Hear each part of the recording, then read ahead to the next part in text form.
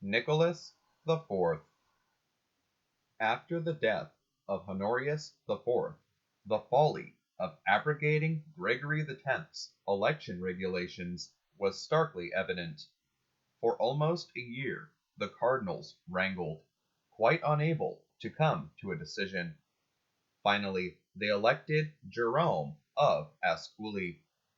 But it took a week and a repeated election to convince the Franciscan cardinal that he should accept. On February 22nd, 1288, Jerome accepted and took the name Nicholas IV. Jerome Massey was born on September 30th, 1227, at Lisciano, near Ascoli.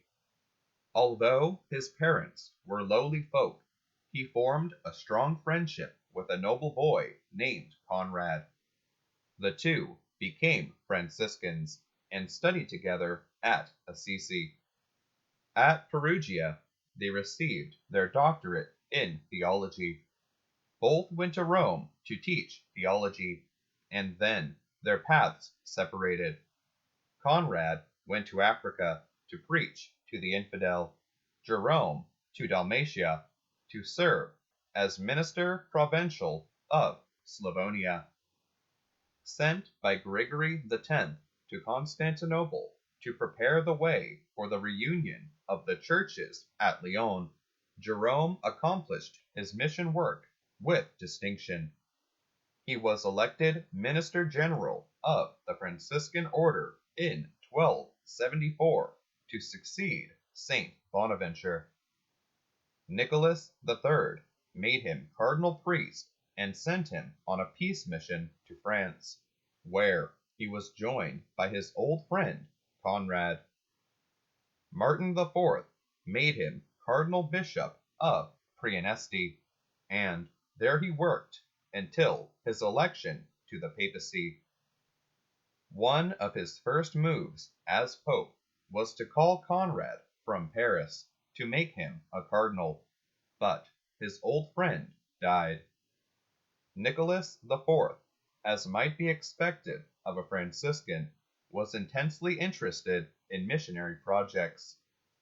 He sent the famous Franciscan John of Monte Corvino to follow the tracks of Marco Polo and preach Christianity in far-off China. He corresponded with Mongols, Bulgarians, and Tartars. Nicholas was also interested in art. He had made Rome quite a center for artists and architects. He has been called the Maecenas of his age.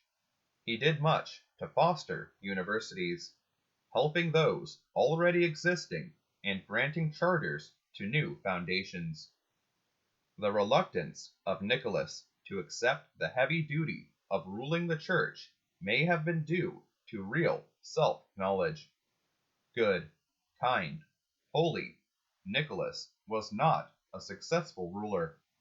He seems to have been too narrow in his views, too slow in transacting business, and too little gifted with a sense of the practical.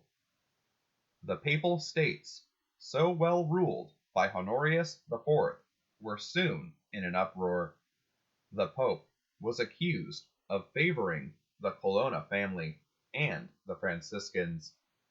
In his relations with Sicily, Nicholas persisted in an intransigent attitude towards the Aragonese.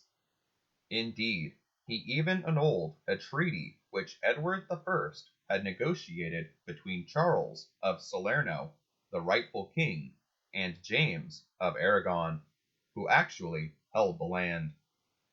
At a time when all efforts should have been centered on saving the Holy Land, Nicholas was urging the French to attack Aragon.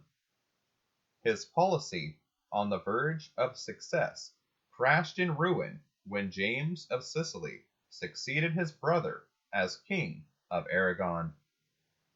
The fall of Acre in 1291 caused Nicholas at long last to go all out for a crusade. Earnestly He urged Philip of France and Edward of England to take the cross. He called a council to arrange matters for 1293, but on Good Friday, April 4th, 1292, Pope Nicholas IV died. Nicholas IV, 189th Pope. Christ our King, thy kingdom come.